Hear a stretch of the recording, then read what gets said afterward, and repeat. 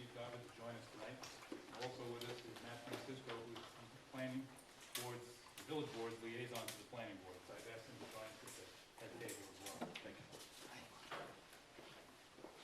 We met 2 weeks ago, as many of us remember. And what we did at that meeting is the planning board more or less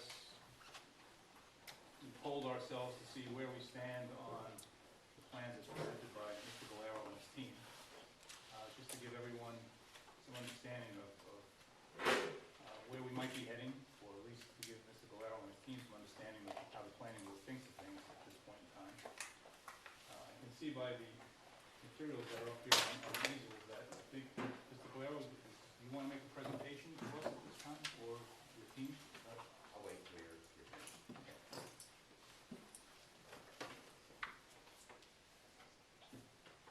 So I think where we're heading now, at least from the point of view of the planning board, we've expressed, Mr. Valero, where we stand. Our next step is going to be this. We're going to take all of the materials submitted by Mr. Valero and his team and give them to the engineering consultant, Rob Cameron, who is consulting to the planning board as well as to the village board. And he will perform the engineering analysis on what's been presented so far. With that in hand, the planning board will submit a report to the village board summarizing what we discussed at our last meeting. And at that point, the letter that we will compose plus the findings of the engineering consultant will be presented to the village board, and they will make a decision on how to go forward with this project. Now, keep in mind that the village board is the lead agency for this application and not the planning board. That's not something that happens often, but it did happen in this case. So really, the village board is more responsible for seeing this go forward than the planning board is. So the planning board still has the responsibility to give the village board our point of view, have some guidance, since we do have some experience in the area of secret review, which is what they will be taking on. So that's where we're heading next, at least from the point of view of the planning board. I'll give you a chance to speak, Mr. Valero, if you'd like. Sure. Well, first, I think the engineers already reviewed our plan, and this board has decided they didn't like our plan. So I don't know why they would have to review it again. Isn't it clear that this board does not like our plan, the original plan? Correct? Not entirely correct. Okay. I think we concluded at the meeting last week that most of what you are interested in developing found favor with the planning board, at least by majority vote. Well, I was under the understanding they were in favor of the alternate plan that was drawn by your consultant, your planner. That was the plan that everybody was, that we were talking about. We weren't talking about my plan. That's the impression I got.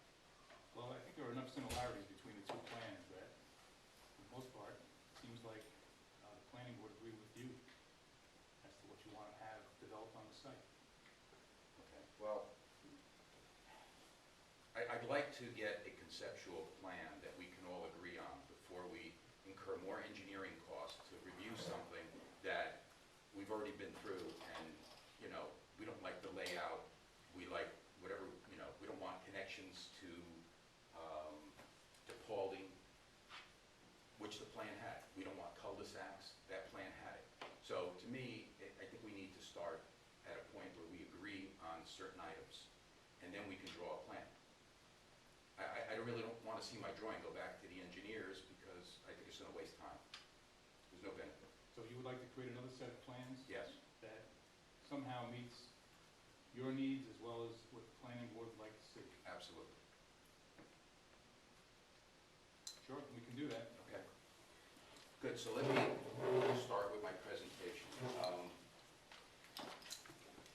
What we did is we took basically from the Butterfield site draft report on community design workshop.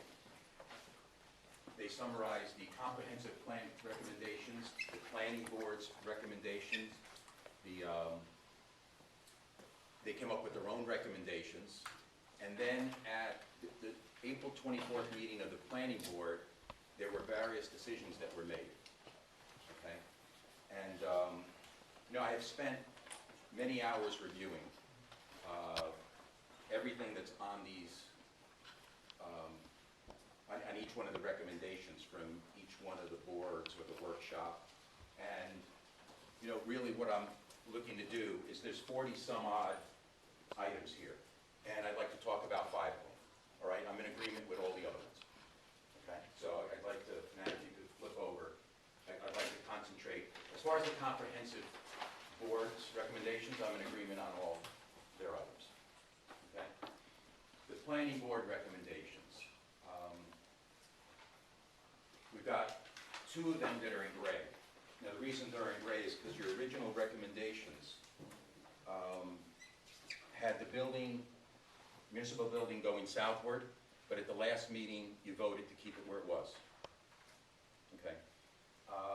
And then the other one is, at the original meeting, you wanted us to keep portions of the Butterfield Hospital, but at the last meeting, we said we would take down the building. Everybody agreed. Well, everybody agreed, but it was 3-2. Yes. Correct? Yes. So those are in gray because they're different than the original recommendations. The other 3 that are on here that are highlighted, basically, the design development in accordance with the comprehensive plan and local revitalization strategy.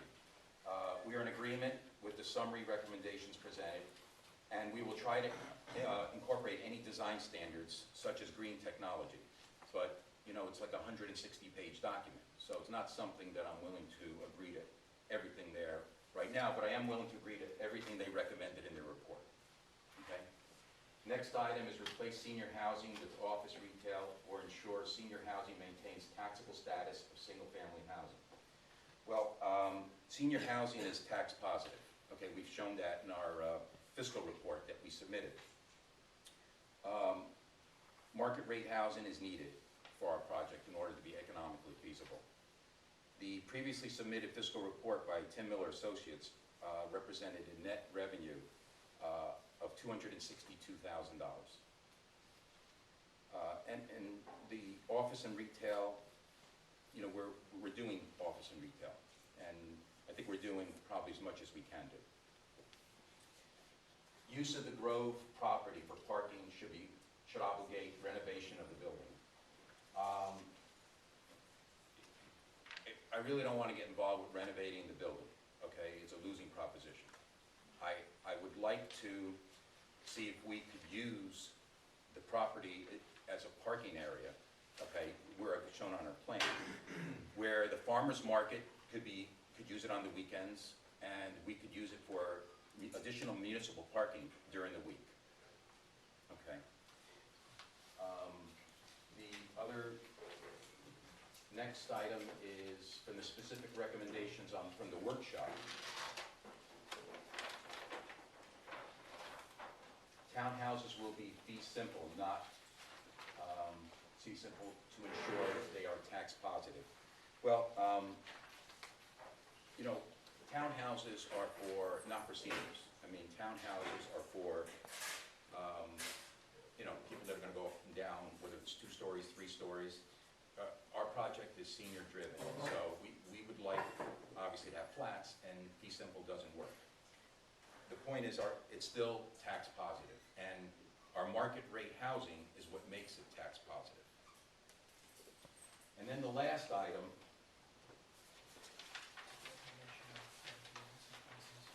oh yeah, if you'd like us to incorporate some townhouses, which could be, I guess, for any age group or whatever, we can do that. Okay, we don't have a problem with that. The last item was, at the last meeting, we basically are in agreement with everything that was voted on, except you eliminated the market rate housing. And without that, our project doesn't work. Okay, so, really that's something that we want to make a decision on tonight, because there's no reason to proceed unless we can get market rate housing.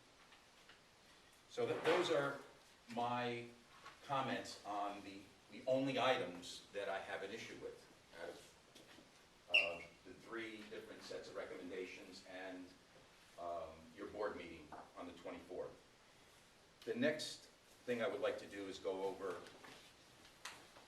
some points of discussion, which there are basically three. One is the project density, and the other, that's really the only issue. The other two is about the 9D parking and just working together on how we're going to come up with a plan. But if you look at the project density, the current zoning code allows for 19 units per acre, which is also noted on the following reports that were recently submitted. If you look in the pages behind, special board comments on Butterfield Hospital specifically says, and a maximum of 19 dwelling units of senior citizen housing per acre in the B4 district. If you look at the next page from the planning board recommendation letter, it says, and highlighted, the current B4 zoning district, which allows up to 19 units per acre. And if you look at the last page, which was prepared by Ted Fink, I would imagine, what it talks about is our overall coverage, how we're under the 25%, and then it also says that basically we can, that this current zoning would permit a maximum of 76 dwelling units.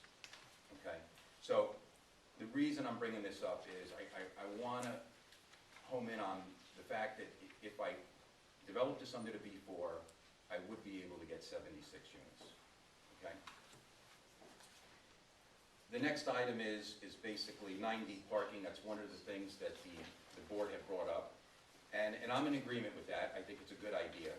But I'm going to need the board's support and the village's support in order to do that. All right? To go to New York State DOT and get this done in a reasonable time frame is going to be difficult. But I'm in agreement that it is a good plan and it works. And the last item is just, I want to come up with a way where I don't have to keep on drawing a drawing and then coming to you and then, you decide whether you like it or not. I'd rather work with your consultant where we could sit down and work out a drawing that works for everybody and incorporates all these items. That's it. Do you have any questions? The engineering consultant, Rob Cameron, is working for both the planning board and the village board, so it's not a problem to have him involved, even at the village board level. You just said before your presentation that you're going to create another set of drawings for consideration. I think you said that. Yeah. And I'd like to work with the village's consultant to do that. If that's the case, the most appropriate thing might be to schedule a workshop. You could either have the full planning board or just one or two members, maybe some of your consultants. Just have to sit down with the applicant and see if they could come up with something that, there's a feeling that the board might be more amenable to, and then present it to the board, talk it over. We can do that. So this would be a meeting for several members of the planning board? Or if you want to have a regular meeting, you'd have to have a quorum. If you don't want to have it as a regular meeting, then you could just have less than a quorum and an informal workshop. So let's say two members, the engineering consultant, Mr. Galero, and his team. I think it'd be appropriate.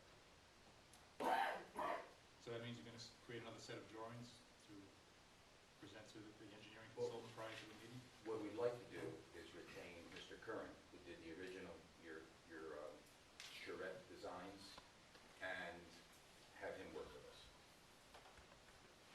We don't have a problem with that. Okay. With the understanding that you're paying him directly and doesn't come out of the escrow account. Sounds good.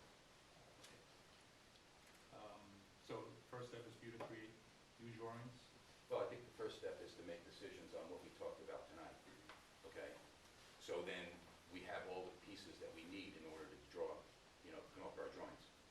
So the one sticking point, at least the primary sticking point from what you just mentioned to us is the issue of the housing, the vote that we had at the last meeting, which was 3-2 against. Market rate, yes. That market rate housing. That really is the primary crux of the problem. Yes.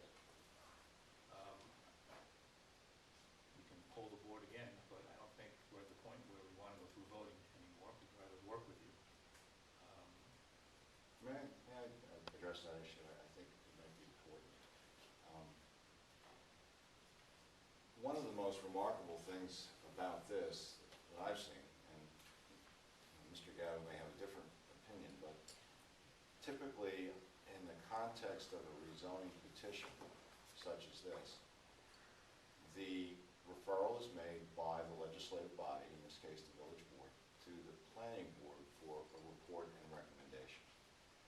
And that report and recommendation is one where, yes, consultants to the planning board are fully engaged, but there is a report that is generated and is based upon the petition that's been sent over and the conceptual examination of it, and then a report is made back.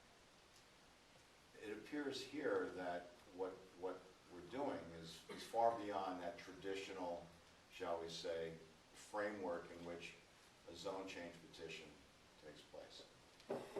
Instead, we've engaged in a pretty remarkable participatory process here, where various boards, various committees have provided input. There's been a charrette, and there is now an opportunity to come up with yet another plan.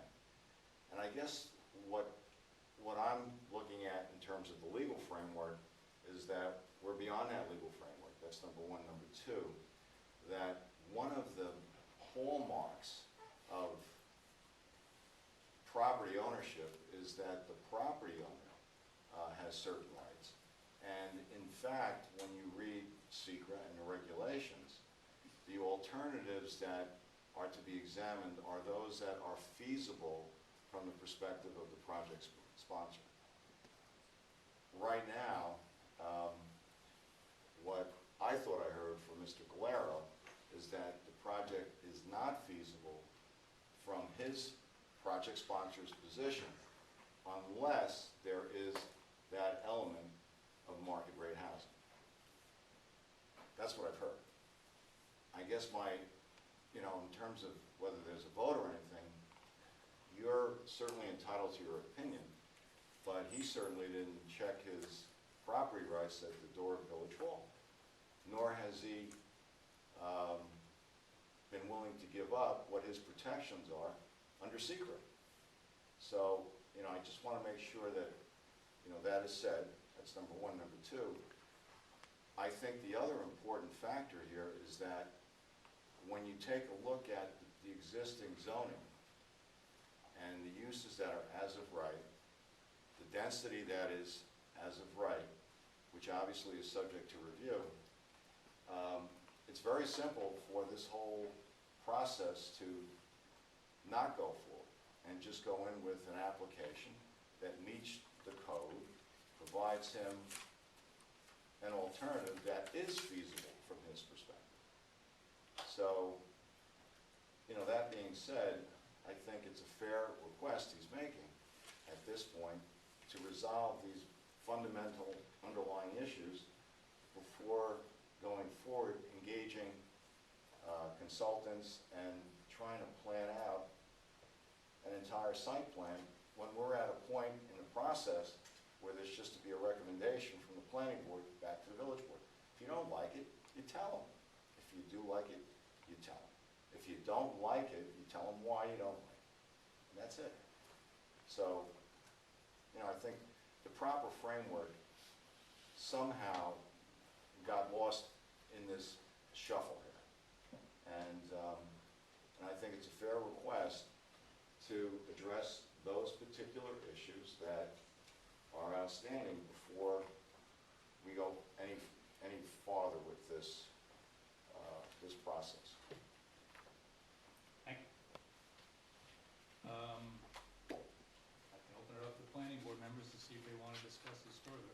Vote last week, truly the polling of the board is the more correct way to put it. It seems to give you an indication of where we feel.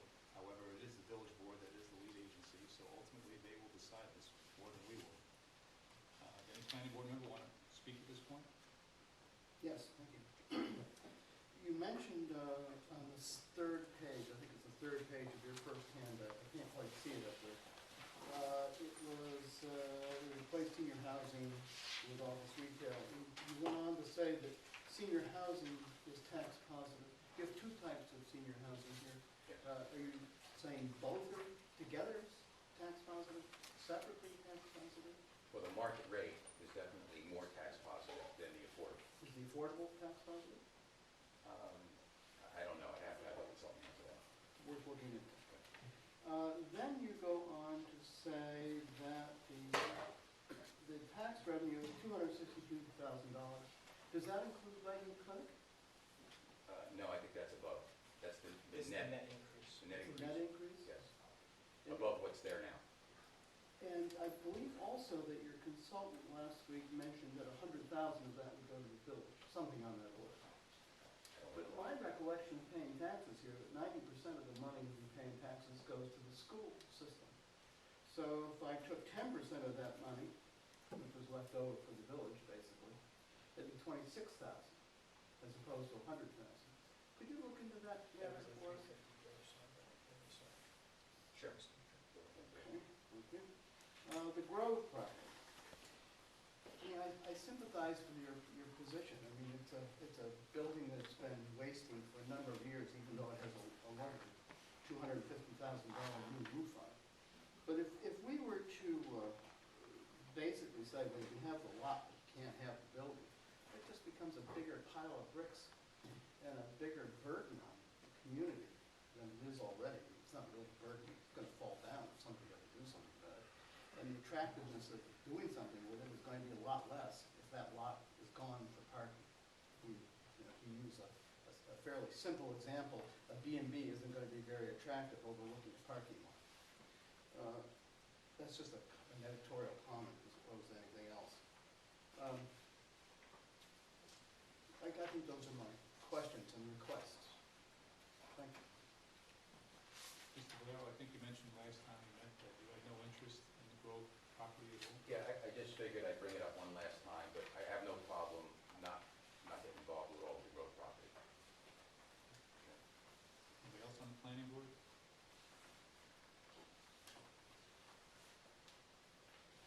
Matt, I'll give you a chance to speak if you want. One thing I'd like to understand is the 76 dwelling units. I assume you come up with that number based on getting a special use permit? Because obviously R1 would require, 3 an acre per lot in the code, and 7 acres minus Lady, that's less than 5 or so, private single residences. So can you explain to me the 76?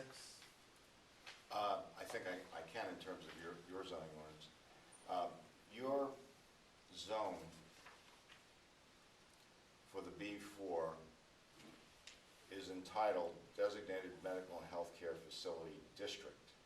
And what it provides for is the opportunity for any use that's in the R1 district, as well as a medical center, health-related kind of use. Obviously, applying that to this particular property, what would happen would be the Leahy Pavilion would remain as a medical center. And then we would avail ourselves of the special permit requirements, which do permit for senior citizen housing. Okay. And it doesn't say anything in terms of whether it's market rate or affordable or anything else. And it doesn't define or distinguish between condominium or townhouse. Right. Okay. So we would avail ourselves of that. We meet all of the requirements that are set forth in the zoning ordinance with respect to senior citizen housing. As far as the supplemental regulations, the regulations include entrances and exit driveways shall be located with the approval of the planning board and DOT. It's on 9D. It goes on to speak of the all permitted use and all storage accessory other than off-street parking shall be carried on in buildings fully enclosed on all sides. That certainly doesn't pose a problem for us. All loading and unloading shall be off the street and on the property according to a plan approved by the planning board. We believe we can satisfy. No, I can stop you. I think we're all familiar enough with the code. I just wanted to make sure that you're making the assumption of a special use permit for senior housing. That is correct. And can the board help me understand, when you have a a single parcel, can you have two different uses on that parcel? Can you have medical Well, and senior the housing? proposal here is for a planned unit development, PUD, which would allow multiple uses on. No, I the understand same the parcel. PUD, but what it sounds like to me is, they're also looking at options for, I want to comply with just the existing zoning. Oh, if they, Right. well, if they wouldn't be able to put the retail, office, and government uses, they'd have to take that off the plan. That is correct. And so you are allowed to have two different uses on one parcel. You could have a medical facility as well as, senior housing, residential. That's not clear to me in the code. Well, some mixed uses are allowed, some mixed uses are not allowed. If both uses are allowed in the zone and you meet all bulk requirements, generally speaking, unless you have a provision in your code which says only one use per lot, you can have multiple uses on a lot. If both uses are permitted and you meet all the bulk requirements. So we don't have that provision. I don't believe we Okay. do, I gotta I tell you. have- I'm That's the, not that's the 100%. only thing I'm not clear on. Right. Okay, No, thank and you. I agree with Mr. Gavin. Every zoning ordinance, there's a lot of commonality in terms of design and everything else, but there are oftentimes particular, I don't want to say idiosyncrasies, but different Right. things. But as we all know, country was founded on property rights. You have a bundle of rights, and zoning takes away certain of the rights, understandably by the legislative bodies. Here you have a circumstance where there's no prohibition, and in fact, your ordinance specifically provides, from our perspective, for the medical center, the Leahy Pavilion, and based upon meeting the special permit requirements, then we are entitled to that use as into the density that is permitted. Once we meet whatever those special permit requirements are, and those are the ones that I just enumerated, I think we can meet. So back to the board and to Mr. Govitt. So if you can meet the requirements, a special use is kind of de facto, or you, Wow, the requirements for a special use permit include, among others, that the use proposed be in harmony with the community. There are other. so it is a de facto. It's not by any stretch of the There's still a long process of And of reviewing course, the you gotta plan. go through secret review. Okay. But we're Okay. building castles in the air here as far, that's not the application before the board. Practically, I don't mean to cut you, but turn it to the market rate issue, which I think is kind of the sticking point right now. That's not something that the planning board determines. That's something the planning board is going to report either favorably or unfavorably on to the village board. Certainly, I'm sure the village board would give appropriate weight to the planning board's recommendation. But if what you're looking for is getting a favorable report in regard to marketing, I would think that in order to change some minds, because it's 3-2, and I don't think they've really heard anything that would change their minds now. If you came back with a reconfiguration, perhaps after a workshop, you might be able to get that change of heart that you're looking for. I think you're putting the cart before the horse by saying, well, tell us market rate's okay now, make at least one vote flip over, and then we'll come back with a reconfiguration. You don't have to redraw all the plans, you could either do it conceptually, I would think, if you have some consultants who are willing to, say that they think that's a better plan. You have, I believe, the alternatives that were worked on already, that type of thing.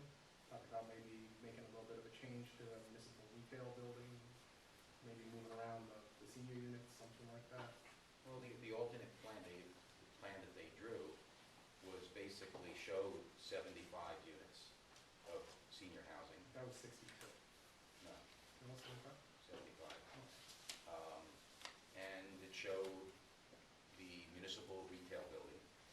And so that plan is a plan that I thought we could work with, okay, especially since it was drawn by your consultant.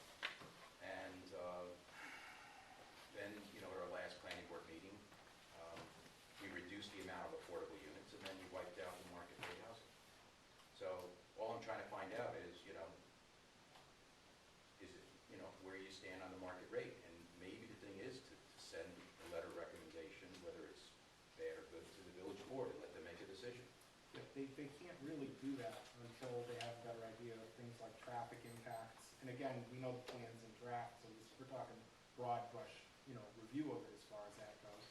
But also things like, the drainage, visual impacts, things like that, an engineer has to look at and get back to the board before they can make their report to the village board. Don't forget the village board, I won't say it's predicated, it's equal review on, but certainly it's gonna look in large part to the report gets from the planning board in determining whether or not to adopt a negative declaration on this.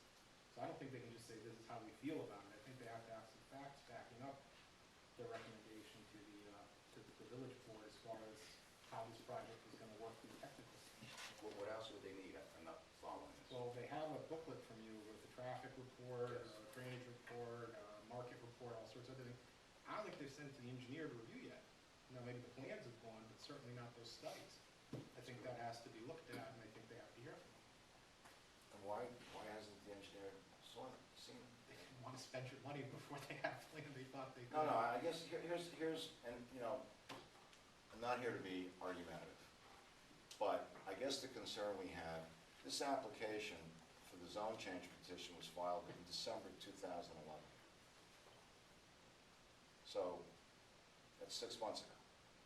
And that application, at least my reading of the zoning ordinance, when there's a zone change petition, I'm not trying to be a wise guy here, a referral is made to the planning board for a report and recommendation. Mr. Gallo, as you well know, there are many ordinances that provide for the report to come back from the planning board within 30 to 45 days. It's a preliminary report. We're not talking about drainage, parking, things of that nature. You look at the conceptual nature of the zone change petition. Here, however, 6 months later, we've had charrettes, we've had the planning board design concept plans. We have an applicant who said, I agree with one of the alternates that your consultants come up with, and we're still not in a position to meet the fundamental, rudimentary referral and recommendation. We know we're going to go through secret. We know we're going to go through public hearings on the legislation. We know we're going to go through site plan application, just like everybody else. And now what we're being told is, okay, well, we've gone through this exercise. You have a property owner who is saying, I agree with 90% of your recommendations. I agree with the concept plan that's been developed by one of your consultants. All I'm telling you is that me, as a property owner, I'm saying to you, we disagree. I want to have something that shows positive cash from his perspective as a property owner. And you're saying, well, we don't like, you can't have market units. We're at the point of a recommendation in terms of a text change, of a map change. That's all. That's our position. Now, you may disagree, and obviously he's here, he's put it up on the board, he's identified the 3 or 4 items that he disagrees with you respectfully. If you disagree, make the report back to the village board, tell him you don't like it. Just tell him. He's bleeding here. You're saying, let's have yet another exercise. Let's engage the engineer now, 6 months after we filed the application. Could I give Now, an you may think example? that's fair. I don't think it is. But let me give you an example. When we had our votes here, I voted for the municipal building, but I have a concern about the location. And my concern is that although, it looks like, this is great because it's right across from the main shopping area, if you look at the groups that are going to be using it, the police department, the post office, Putnam County, Phillipstown, senior citizens, etc., most of them are driving. There's very few people are going to be walking. And some of these people, because of their, like the police department and the post office, are going to want to have direct access to the building that they're going to be in.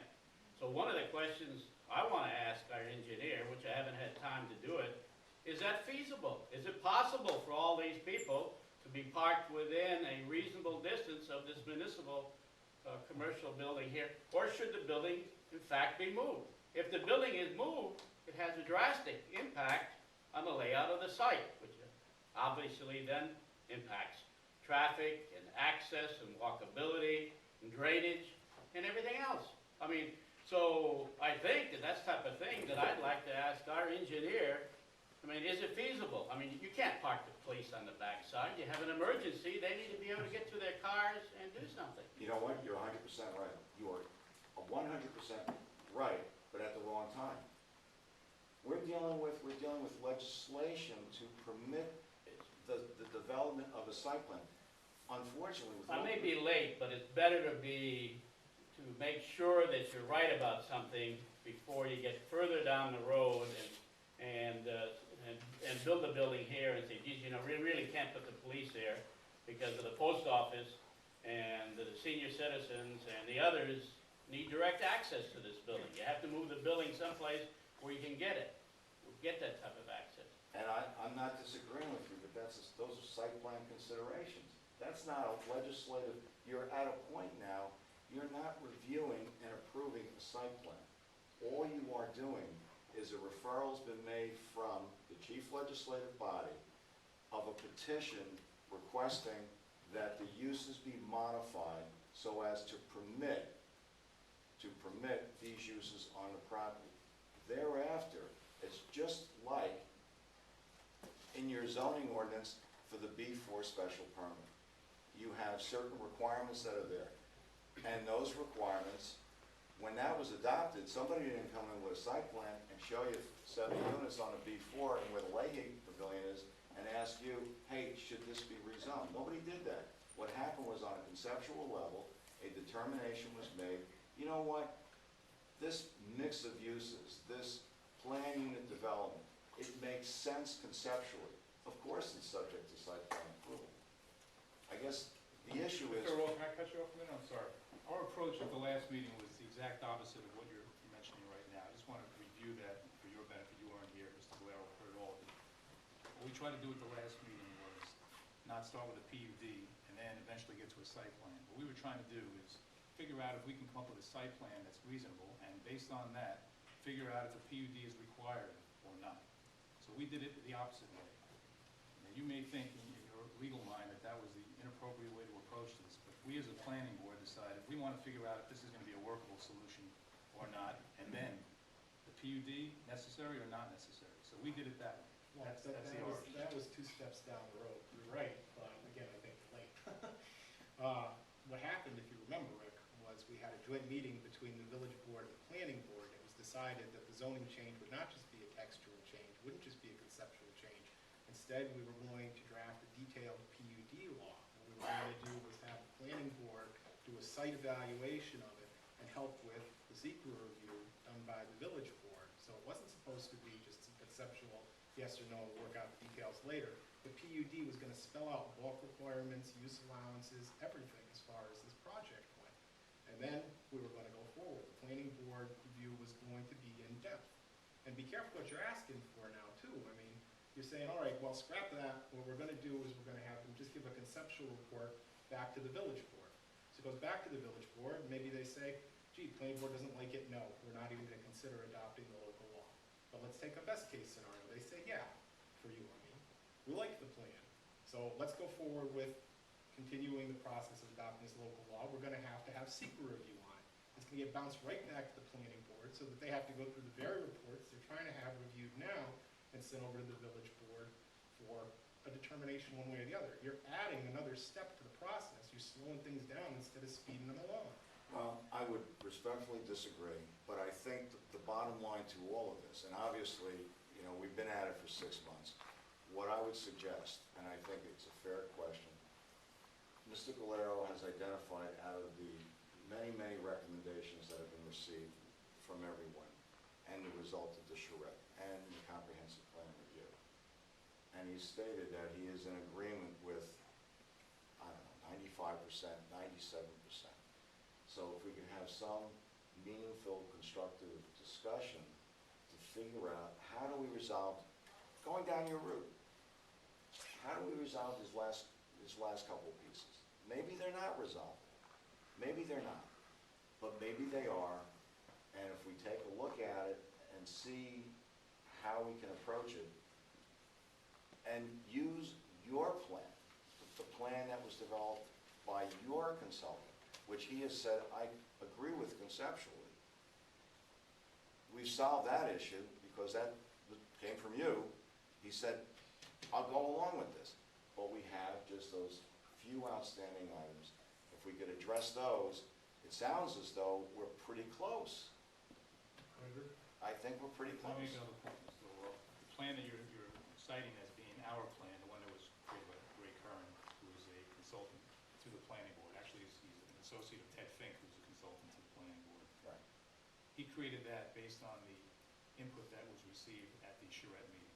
So the planning board did not instruct him, draw this plan the way we tell you to draw it. I wasn't suggesting that, I but. just want to make that clear. So it's his interpretation of what occurred at the charrette meeting, and he presented that to the planning board. So I don't want to go as far as to say that's the starting point for anything. It's his illustration of what occurred.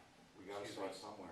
Chairman, that drawing was at the charrette meeting, just so you, It was. It was, but there's a modified version, is what I'm referring to. okay. The one with the traffic circle, et cetera. The one we're looking at is the one that was at the meeting, presented at the meeting. That's correct. But it was for talking purposes, it was for conversation purposes, it wasn't our plan, it wasn't his plan.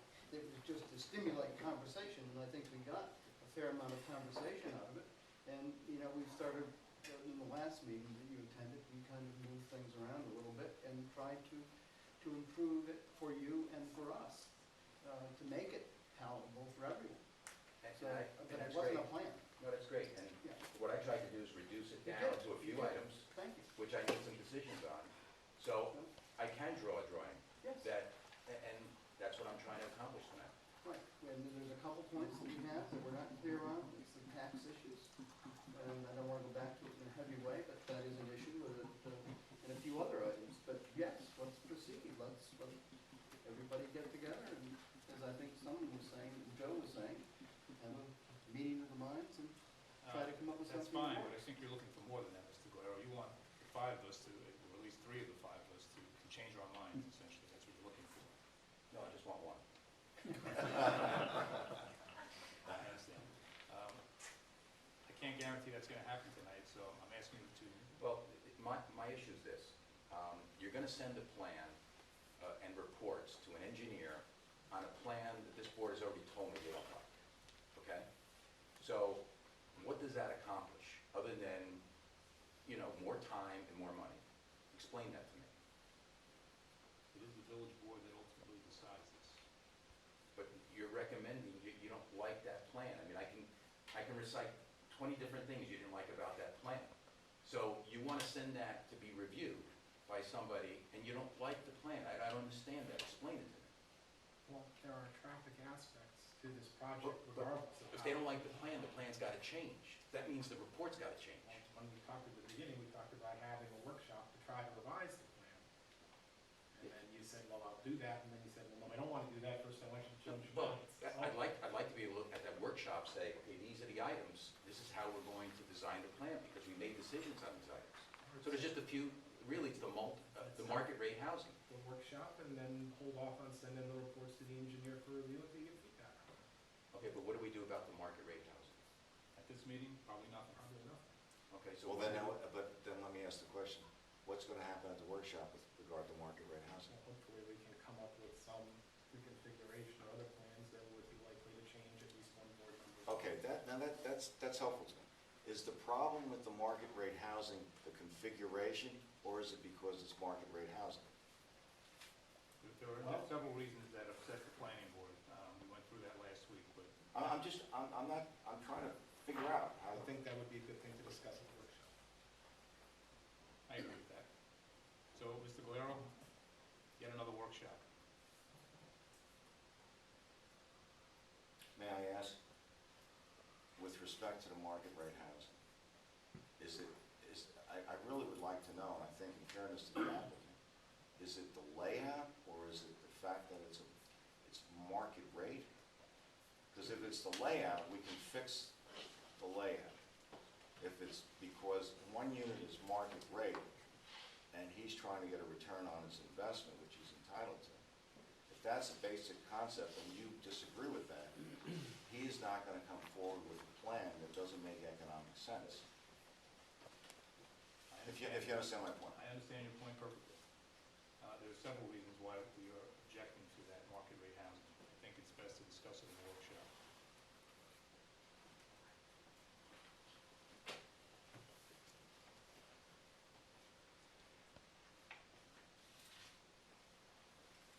Up to you, Mr. Guerrero.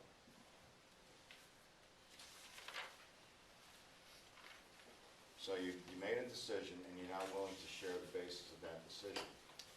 Well, I think what he's saying is there are That's multiple- exactly what he's saying. We asked, he said, He's saying this- that's we're why not gonna this tell you isn't today, right we're here gonna and show, now. I was speaking, I didn't interrupt you. I asked you a question, in fairness, what is the reasoning behind it? And you said, we're not prepared to tell you now, you'll have to come to the workshop, spend a lot more money. When you made the decision, there must have been a basis for the decision. He's entitled to know. Why is it a secret? If there's no basis for it, then it's certainly arbitrary and capricious. Nobody's saying it's a secret, Rick. Then why People can't are saying we, why there's can't? multiple Sorry. reasons. Okay. And we don't wanna go into a detailed discussion about. When would the workshop be? Let's move on to the workshop whenever you're ready. So we're talking about an informal workshop, that's what we discussed a little while ago, with 2 members of the planning board, your team, Whatever you want. you'll find this stuff. I don't think that's fine. See if we can get some people over there. I would like to attend it if I was in here. I can't give you a date right now, I have to work that out, I have to figure out who's attending the meeting, I will contact them. Okay. Thank you. You're welcome. You're welcome.